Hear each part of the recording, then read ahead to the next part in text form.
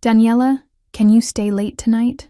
The Henderson account needs some adjustments before tomorrow's presentation, Trevor said, standing by my cubicle with that expectant look he always wore when asking for overtime. I glanced at the clock showing 4:30 p.m. and sighed internally.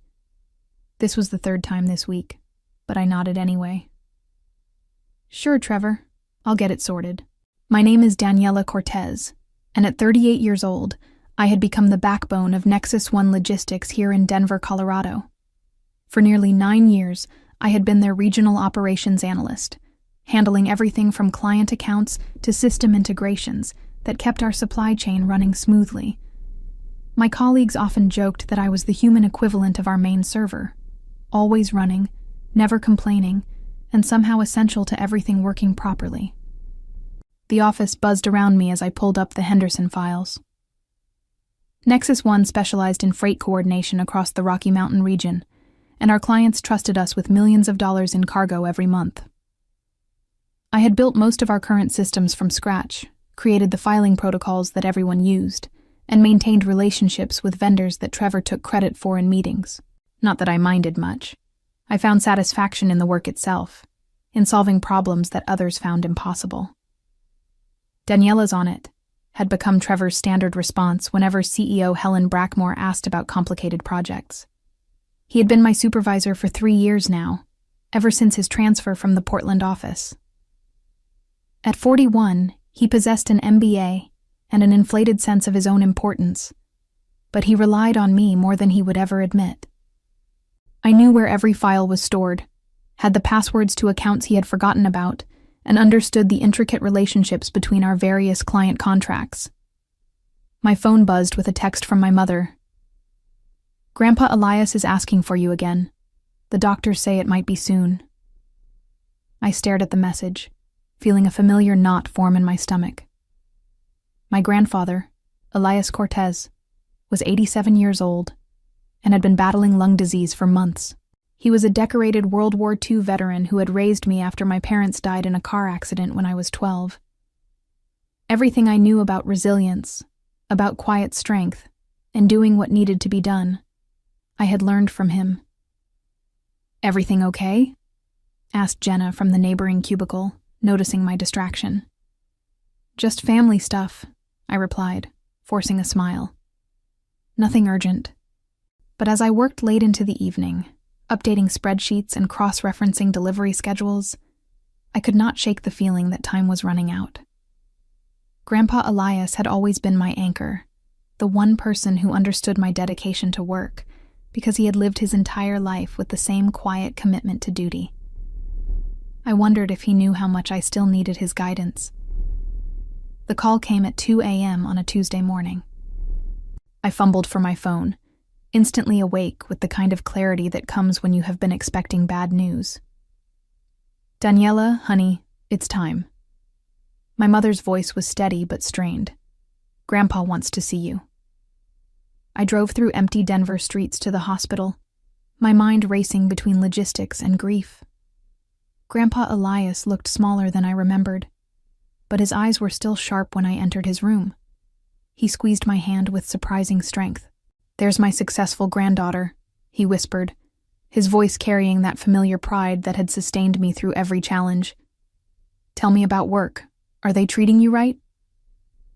I updated him on the Henderson account, the new efficiency protocols I had implemented, and the cost savings I had identified for our biggest clients. He listened intently, asking questions that showed he understood the business better than most people half his age. Even facing his final hours, he wanted to hear about my achievements. "I taught you to work hard, but I also taught you to stand up for yourself," he said, his grip tightening on my hand. "Don't let anyone make you small, Daniela. You're worth more than they know." He passed away peacefully that Thursday morning, with me holding his hand and my mother stroking his forehead. The funeral arrangements fell naturally to me. I was the organized one, the problem solver who could coordinate flowers and cemetery plots with the same efficiency I brought to shipping manifests. Friday morning, I sat in Trevor's office explaining the situation. "I need to request bereavement leave," I said, sliding the formal paperwork across his desk. 4 days should cover the funeral and immediate family obligations. Trevor barely looked up from his computer. 4 days seems excessive, Daniela. Can't you handle this over a weekend? He was my grandfather and my guardian, I explained patiently. There are veterans' burial arrangements, family members traveling from out of state, and legal matters to settle. He sighed dramatically, as if my grandfather's death was a personal inconvenience to him. Fine, but make sure all your current projects are handed off properly. I don't want any client issues while you're gone. Of course, I replied, already mentally organizing the handoff procedures. I'll prepare detailed notes for everything pending. That afternoon, I sent comprehensive emails to the team, updated all my project files, and even recorded tutorial videos for the more complex procedures. I stayed until 8 p.m., ensuring that my absence would cause minimal disruption. Trevor approved the leave request via email at 9:15 p.m., writing simply, "Approved. Return Monday." As I packed my desk for the temporary absence, I felt an odd mixture of grief and professional satisfaction. Grandpa Elias would have been proud of how thoroughly I had prepared for my time away. I had always been the employee who anticipated problems before they occurred, who built systems robust enough to function without constant oversight. I had no idea that my dedication would soon become my greatest vulnerability. The funeral was everything Grandpa Elias would have wanted: dignified, military honors, and surrounded by people whose lives he had touched. I stood beside his casket at Fort Logan National Cemetery, listening to the 3-volley salute echo across the Colorado plains, feeling proud and heartbroken in equal measure. My cousin Miguel flew in from Phoenix, and my Aunt Teresa came from Albuquerque. We spent hours sharing stories about Grandpa's stubbornness, his terrible jokes, and his unwavering belief that hard work and integrity were the only things that truly mattered. On Saturday evening, we found ourselves going through his papers, discovering medals he had never mentioned, and letters from people whose lives he had quietly helped over the years. "He would have been so proud of your career," Teresa said, holding up a newspaper clipping he had saved about Nexus One winning a regional logistics award. He showed this to everyone at the senior center. I smiled through fresh tears, remembering how he always asked about my work with genuine interest. He understood that my job was not just employment, it was a way of serving others, of keeping the complicated machinery of commerce running smoothly. Just like his military service, my work at Nexus One contributed to something larger than myself. Sunday afternoon, I helped my mother organize his personal effects and made final arrangements with the Veterans Administration. The paperwork was extensive, but I tackled it with the same methodical approach I used for complex client accounts. Every form completed, every detail confirmed, every loose end tied up properly. Monday morning felt strange as I prepared to return to the office. I had taken exactly the 4 days Trevor had approved, and I had left everything in perfect order before my departure. My phone had remained silent over the weekend. No urgent emails, no crisis calls, no indication that Nexus One had struggled without me. I arrived at the office at 7:30 a.m., 30 minutes earlier than usual, ready to dive back into the Henderson project and catch up on anything that had accumulated during my absence. I badged into the building and walked toward my cubicle, noticing that the office seemed unusually quiet for a Monday morning. My computer monitor was dark. When I tried to log in, the system displayed an error message. "Access denied. Contact IT administrator." "Daniela?" Jenna appeared beside me, her face pale and uncomfortable. "Trevor wants to see you in his office. Right away." I grabbed my coffee mug and headed toward Trevor's office, assuming there was some technical glitch that needed resolving. Maybe the system had automatically deactivated my credentials during my absence, or perhaps there was an urgent client issue that required my immediate attention. I knocked on his door frame and stepped inside. "Good morning, Trevor. I'm back and ready to jump into whatever needs attention." He did not look up from his computer screen. "Actually, Daniela, there's been a change." The way he said it made my stomach drop, but I maintained my professional composure. "What kind of change?" Trevor finally looked at me, his expression cold and bureaucratic. I've decided to go in a different direction with your position. Your employment with Nexus One is terminated, effective immediately. The words hit me like a physical blow. I stood there, processing what he had just said, certain I had misunderstood. I'm sorry. What did you just say? Your position has been eliminated, he repeated, his tone suggesting this was a routine administrative matter. We need team members who demonstrate unwavering commitment to their responsibilities. Taking 4 days off, even for personal reasons, shows where your priorities lie. I felt my face flush with disbelief. Trevor, you approved my bereavement leave. I submitted the proper paperwork, received written approval, and ensured all my projects were covered before I left. He shrugged dismissively. Approval doesn't mean I have to like it. This company needs people who put work first, who understand that our clients depend on us. When you choose family over professional obligations, it sends a message about your dedication. I buried my grandfather, I said, my voice rising despite my efforts to remain calm. He was a World War II veteran who raised me after my parents died. This wasn't a vacation. It was honoring the man who taught me everything about responsibility and commitment. That's very touching, Trevor replied, his sarcasm cutting deep. But personal circumstances don't excuse professional lapses. Your decision to prioritize personal matters over client needs demonstrates that you're not the right fit for our culture. I stared at him, realizing that everything I had believed about meritocracy and fairness was crumbling in real time. 9 years of exemplary service, 9 years of staying late and solving impossible problems, 9 years of building the systems that kept this company running, all erased because I had dared to grieve properly. Where's Helen?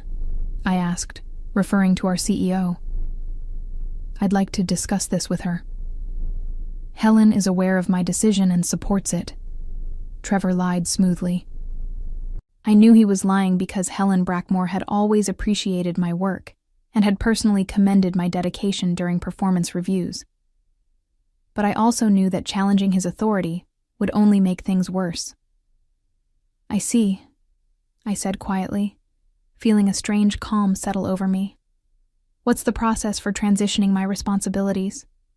Trevor looked surprised by my composed reaction. He had probably expected tears or arguments, but Grandpa Elias had taught me that dignity was more valuable than emotional satisfaction. Security will escort you to your desk to collect personal items. Your access has already been revoked. And my current projects? The Henderson account launches next week, and I'm the only one who knows the complete integration requirements. We'll figure it out, he said with false confidence. No one is irreplaceable. I nodded slowly, understanding that he had no idea what he had just destroyed. Trevor lived in a world where management decisions looked clean on paper, where personnel changes seemed simple, and consequences remained invisible until they exploded in your face. He did not understand that I had spent 9 years becoming indispensable, not through politics or networking, but through sheer competence and institutional knowledge. Is there anything else? I asked. Just remember your confidentiality agreement, he said, already turning back to his computer. And please don't make this more difficult than necessary. I walked back to my cubicle where a security guard was already waiting. Jenna and several other colleagues watched with obvious distress as I cleaned out my desk drawers, packing family photos and personal coffee mug into a cardboard box. No one spoke. They understood that their jobs might be at risk if they showed too much sympathy. The security guard, an older man named Pete, who had always been friendly during late-night shifts, looked genuinely sorry as he escorted me to the parking garage. "This doesn't seem right, Miss Cortez," he said quietly as we reached my car. "You were always decent to everyone." "Thank you, Pete," I replied, meaning it. "Take care of yourself." As I drove away from Nexus One for the last time, I felt surprisingly peaceful. Grandpa Elias had taught me that dignity meant accepting what you could not change, while quietly preparing to change what you could not accept. I drove home through downtown Denver, past the office buildings where I had spent nearly a decade of my life, feeling oddly liberated despite the shock of unemployment. The mountain peaks visible in the distance reminded me of something Grandpa Elias used to say. Sometimes you have to climb the mountain to see how small the valley really was.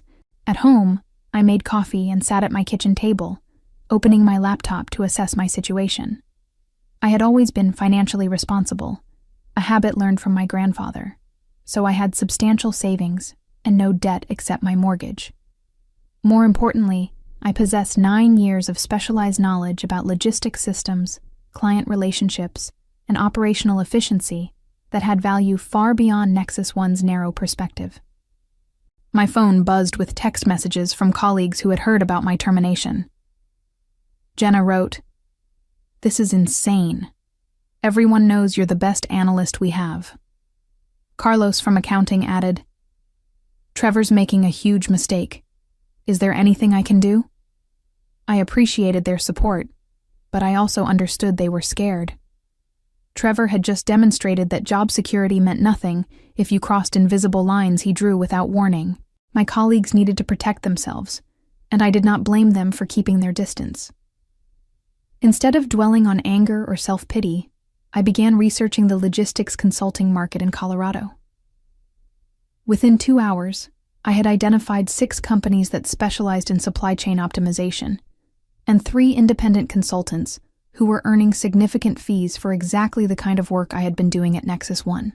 The difference was that consultants charged premium rates for project-based work, while employees accepted steady salaries for unlimited availability. By Tuesday afternoon, I had created a professional website, updated my LinkedIn profile, and reached out to former vendors who had always praised my efficiency and problem-solving abilities. The response was immediate and encouraging. Sandra Rodriguez from Front Range Shipping called within hours. "Daniela, I heard what happened at Nexus One. That's their loss and our gain. I have 3 clients who need exactly your expertise." Wednesday morning brought my first consulting contract, a 2-week project analyzing distribution bottlenecks for a growing e-commerce company. The daily rate was more than I had earned weekly as a Nexus One employee, and the scope was limited to specific deliverables rather than endless availability for Trevor's last-minute demands. I worked from my home office, feeling productive and valued in ways I had forgotten were possible. My new client appreciated my insights, implemented my recommendations immediately, and referred me to 2 additional companies before the project was even completed. For the first time in years, I was being compensated fairly for my expertise, rather than taken for granted. Thursday afternoon, while reviewing supply chain data for my second client, I received an unexpected phone call from Maya Chen, a former Nexus One colleague, who had left the company 6 months earlier to join a competitor. "Daniela, I just heard what Trevor did to you," she said, her voice tight with anger. "I need to tell you something, but you have to promise to keep this confidential until I figure out how to handle it." "Of course," I replied, curious about her urgency. "Trevor's been taking credit for your work in executive meetings. Last month, he presented your Henderson account optimization as his own strategic initiative to the board of directors. Helen was so impressed that she's considering promoting him to regional manager."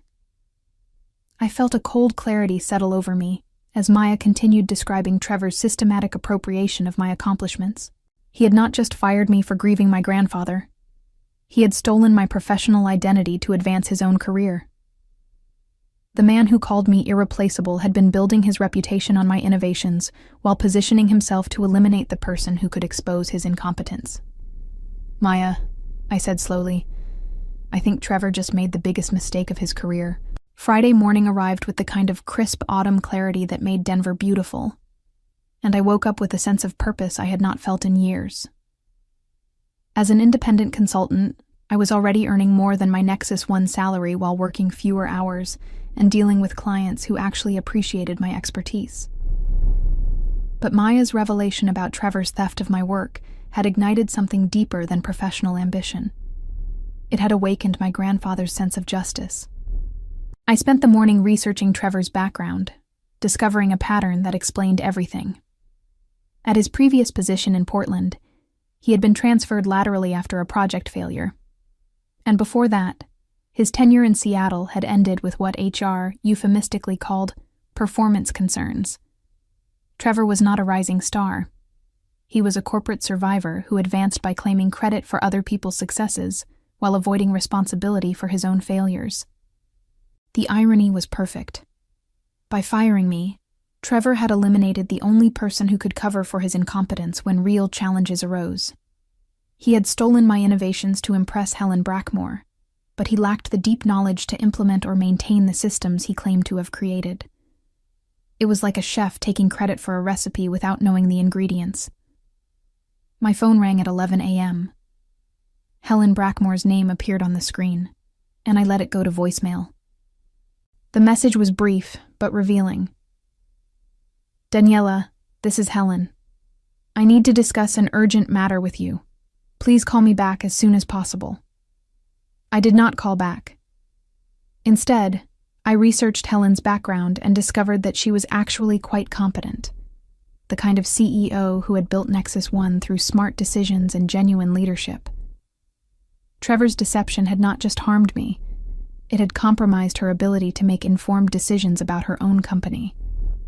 An hour later, Helen called again. This time, her voicemail sounded more desperate. Daniela, we have a serious situation with the Henderson account. I know Trevor let you go, but I need your help. The integration is failing and no one understands the system requirements. Please call me. I smiled, remembering Grandpa Elias's advice about patience being a tactical advantage. Trevor had convinced Helen that he understood my work well enough to manage without me, and now reality was proving him wrong. The Henderson account represented Nexus One's largest new client, worth nearly $2 million annually. If that integration failed, it would damage the company's reputation and cost Trevor his credibility. My consulting phone rang with a new opportunity, a 6-month contract with a transportation company that would pay more than my entire annual Nexus One salary. As I discussed project scope with my new client, Helen called a third time. I let it go to voicemail and continued my consultation. That evening, I received a text from Jenna. The Henderson integration crashed completely. Trevor's been in emergency meetings all day. Helen looks furious. Everyone's asking where you are. I poured myself a glass of wine and sat on my balcony, watching the sunset paint the Rocky Mountains in shades of gold and crimson. Grandpa Elias had taught me that the best revenge was not emotional satisfaction, but professional excellence. By firing me for honoring his memory, Trevor had handed me the keys to my own liberation, while ensuring his own professional destruction. My phone buzzed with another call from Helen. I set it aside and opened my laptop to work on my expanding consulting business. Some lessons, I reflected, could only be learned through consequences. Trevor was about to discover that competence could not be faked, that institutional knowledge could not be stolen, and that firing your most valuable employee during a crisis was a mistake that no MBA could fix. Monday morning brought the call I had been expecting. Helen Brackmore's voice was strained but professional when I finally answered at 10 a.m., after letting her wait through 3 previous attempts. Daniela, thank you for taking my call, she began, her usual executive confidence replaced by barely controlled desperation. I need to discuss a critical situation with you. Of course, Helen, I replied calmly, sitting in my home office with contracts from 3 new consulting clients spread across my desk. What can I help you with? The Henderson account integration has completely failed, she said, her words tumbling out rapidly. The system crashed over the weekend, and we've lost access to all their shipping data. Their freight is backed up at 4 distribution centers, and they're threatening to terminate our contract unless we resolve this immediately. I sipped my coffee and waited for her to continue. Through my window, I could see the snow-capped peaks of the Front Range, reminding me of how much larger the world was than Nexus One's small crisis. Trevor assured me that he understood your systems completely, Helen continued, but it's become clear that no one else has the access codes or technical knowledge to restore the integration. We need your expertise. I see, I said neutrally. And what exactly are you proposing? I'd like to offer you a consulting contract to fix this problem, she said quickly. We'll pay your standard consulting rate, plus a completion bonus. This could be resolved in a few days if you're available.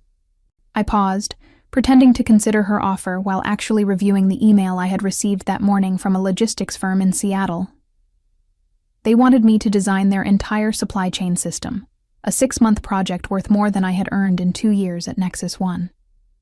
Helen, I appreciate the offer, I said finally, but I'm afraid I'm not available for that type of work. The silence stretched long enough that I wondered if the call had dropped. Then Helen spoke again, her voice smaller. What do you mean you're not available? My priorities have changed, I explained, echoing Trevor's own words back to her. I'm focusing on clients who value long-term partnerships rather than short-term problem-solving. I'm sure Trevor will figure something out. Helen's breathing was audible through the phone as she processed my polite refusal.